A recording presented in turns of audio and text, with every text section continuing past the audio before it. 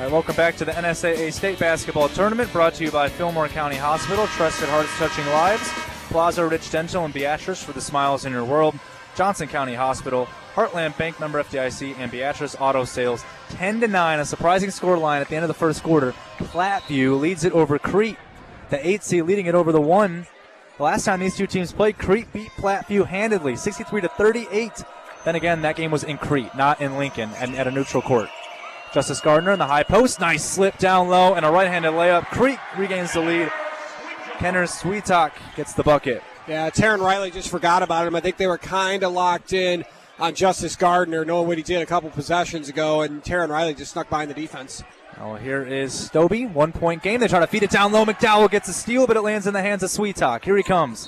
Sweetalk ahead, and we get a reach and foul by Braden Stout as Sweetalk was racing up the court.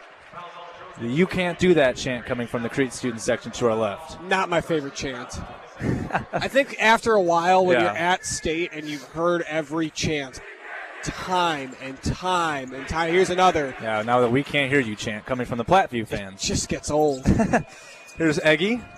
Swings it around. They get it back to Eggy. Swings it at the top. Get it down to McDowell in the post. McDowell getting his way through. The shot is short. Rebound goes to Stobie of Platteview. Here he comes. McDowell thought he got fouled. No call. Here's Ziebert. Back up top to Stobie. Swing it to the left now for Adams. Adams a minute into the second. 1 point lead. Swings it into the corner. Keegan Stobie. Back around. Ball's nearly stolen, and it is stolen. Reese Verdon gets it. It's a 3-on-2 if they want it. McDowell cutting to the rim and finishing. Well, Platteview now has 7 turnovers, Kyle, and they're only down by 3. That's pretty good. 4 of those points for Crete have come right off a turnover. So imagine the score if they cut those turnovers in half. 13-10 is the score. Crete in the lead. Here's Stobie. Gets a screen, kicks it back out top. Down low to Ziebert. In the post now for Stout. Get it back around to the left side. 3-point line for Adams. Adams gets a screen. Swings it to the left corner. Open three-pointer. Short. No good on the shot by Riley. McDowell up ahead quickly and not the best pass. Tony Siski shaking his head. He knows McDowell's smarter than that. Yes. It's another turnover for Crete. Yeah, it's their 4th of the game. That's 11 combined. You can see the stage of Pinnacle Bank Arena in Lincoln. Maybe getting to the teams early. 2 minutes into the second quarter. 13-10 Crete. Here's Adams for Platteview. Dribble move. Spinning inside. Got McDowell to reach. Adams can't finish the shot, though. Rebound goes into the hands of Trace Eggy. Here comes Crete the other way. They knew this game would not be easy, and there's another turnover unless it goes to the hands of Gardner. Right corner, 3-pointer on the way. No good. Rebound goes to Platteview. No good on the shot by Sweetalk. Here comes Adams. Adams going to the rim, dumping it off, and the layup goes in for Stobie. It was a 2-on-2. Stobie somehow found himself open. It's a 1-point Crete lead. McDowell has it. Yeah, Platteview had numbers on that possession. Oh, my. McDowell just drove into 2 defenders. Right side, pump faking Verdon. Gets it down low to Gardner. And now Gardner resets the play. 30 on the shot clock. 5:11 on the game clock. Eggy, deep 3-pointer left side. No good. But what a rebound. Nope. Kenner Sweetalk came in, stripped the ball away, but they call a foul. Oh, Tony Siski's looking at the referee, shaking his head and saying no. I don't think Tony Siski's a fan of the call. Yeah, Sweetalk, that's just his first. Yeah, so now you got him with 1 and Verdon with 1. I mean, Crete's really not in any sort of foul trouble, but I mean, the thing is, Siski's mad about is they didn't call something like that similar on the other end. Adams to Stout. Back over to Ziebert. Ziebert, top of the key. Looking for help. Swinging it around. That ball's almost stolen. Look at McDowell diving for the ball. Didn't get the steal, though, but the pass at the end of the day by Steele, intended for Stobie, knocked out of bounds by Sweetalk. Or excuse me, that was actually Verdon. So McDowell was putting his body on the line, but, man, Crete just can't buy a bucket right now. Yeah, the interesting thing to me is Plattview's really not doing anything crazy. I mean, this is kind of what Brad Schlierman's kind of always done with his defense. So right now, I don't think shots are falling for Crete. That's the biggest thing. They got to get a shot off. They did. Hits the backboard. Shot clock violation on Platteview. Great defense by Crete. Cardinals get the ball back. This is definitely different than what Crete saw in that first game, in which Aiden McDowell scored 29 points. So far, McDowell, he does have 6, but he has been kind of quiet, to his standards at least. And again, 8 turnovers for Platteview, and they're down by 1. Nice shot by Sweetalk at the free throw line. He gets it to go, and Crete's back up by 3. 15-12. But Crete, from what I can know, it is March Madness, not just in college, but in high school. And what I know from March Madness is you cannot let the underdog stay in the game. And Crete is only up by 3. I already had 1 8 seed beat a 1 seed this morning here. Yeah, it's possible. Doesn't matter what your record is. Here's Siebert giving it to Steele. Steele swings it across. Pump fake by Stobie, left side. Back up top for Adams.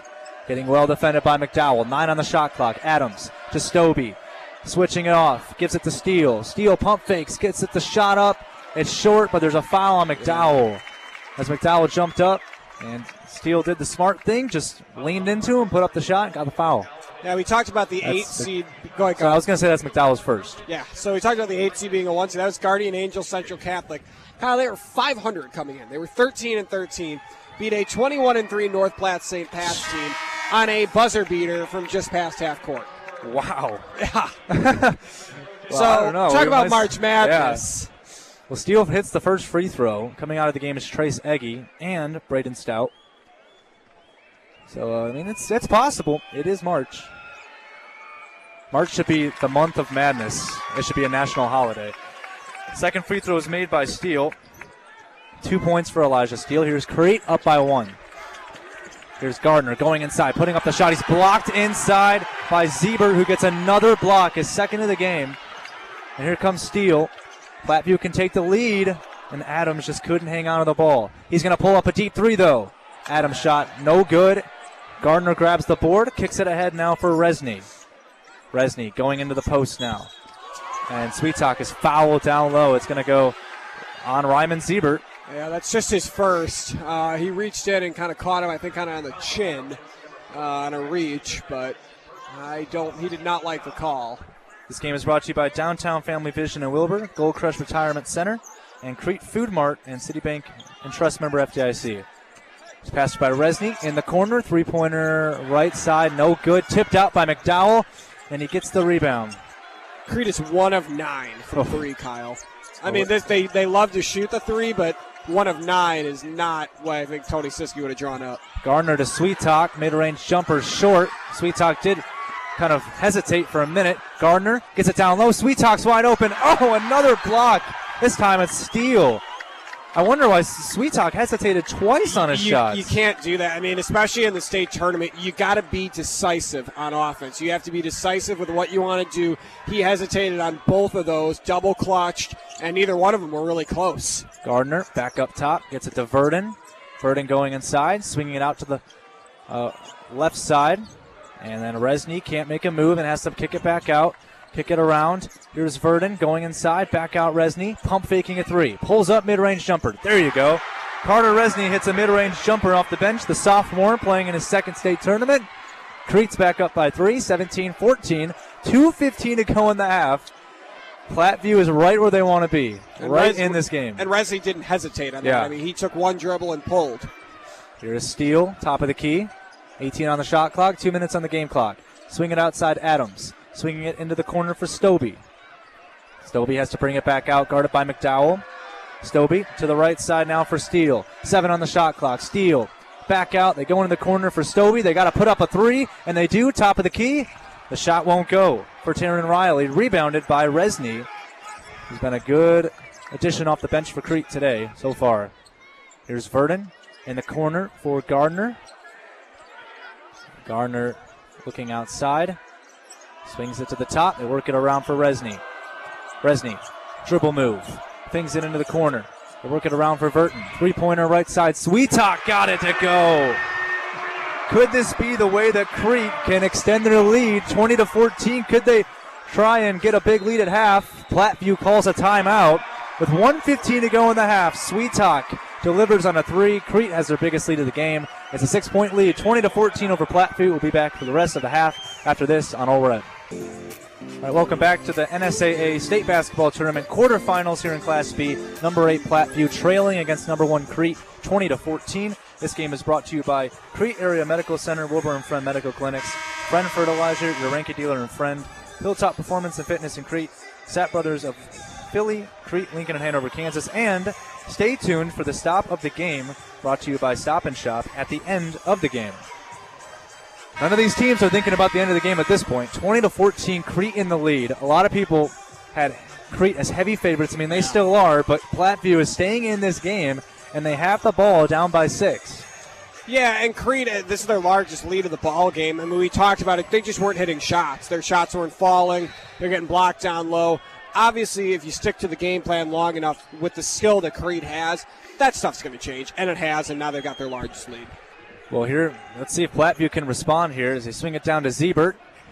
Ziebert getting it into the post now for Adams. Back outside Steele, working it around for Stobie. Nice cut by Ziebert. Ziebert in the post, guarded by Gardner. The ball is hit out of his hands, but they call a foul on Crete. Let's take a look here at the leading scores with 56 seconds to go. It's actually not Aiden McDowell for Crete who leads the scoring. He has 6. It's actually Kenner Sweetalk who has 7 who leads the scoring. Meanwhile, for Platteview, they're being led by 6 points of Jax Adams. Coming into the game late is Theo Bowling. Checking out is Kenner Sweetalk leading the scoring. Oh, that's a great near steal by Resney, who came in over the top of Ziebert and poked it out of bounds. Yeah, I really have been impressed with Carter Resney. I mean, he's just a sophomore off the bench.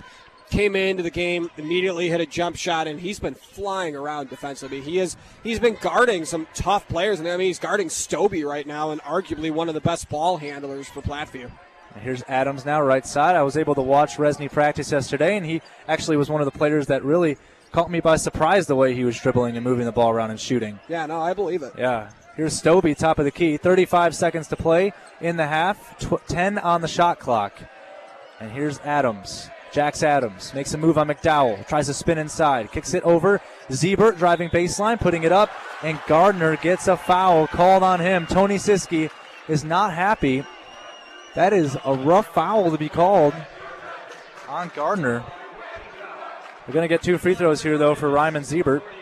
Still just his first, and here I thought we were going to get a look at it on the scoreboard, but I didn't think it was a foul either. But they kind of been called that a couple times here tonight. Yeah, first free throw will not go for Ziebert. Does not hit the first one. Ziebert is a 51% free throw shooter from the line, but that first free throw did not look like he was particularly comfortable at the line on that one. See if he can make up for it on the second one with 23 seconds to play in the half. Ziebert 0 for 2 from the line, and Gardner swipes the rebound. No shot clock for Crete. Here comes Resney. Where do you think the ball's going to here, Kyle? I wonder who. Probably Aiden McDowell. And he does get the ball. But he'll swing it over. Gets it to Verdon. Back to McDowell. They're face guarding McDowell very tightly. 2 seconds and 1. They got to put up a shot. Deep three-pointer at the buzzer. It goes in. Deep 3 by Trace Eggy at the buzzer. Looked like an NBA range 3. And Crete has a 9-point lead at the half. They were leading by 3 points only with 1:15 to go in the half. Now they lead by 9. That's how scary Crete is offensively, Jake. Well, we said it. I mean, we thought the ball was going to go to get you-know-who, Aiden McDowell, and he didn't. He was face guard and made the right decision. Could have driven in and taken the shot himself. Instead, he kicked it back out to make the extra pass to Eggy, and probably from Norfolk on the Husker Nebraska logo here, state logo at center court. Knocks it down, nothing but net. Deep 3. And you talk about a way to finish the half. Right there, that's a 12-0 run for Crete. Wow, what an ending to the half for Crete, who has a 23-14 lead over Platteview. Shows the experience and maturity of McDowell, not taking matters into his own hands, but giving it up to his teammates, who Platteview might not guard as closely. Like I said, it's 23-14. Crete leads it over Platteview at the half. We'll be back for our halftime report after this on All Red.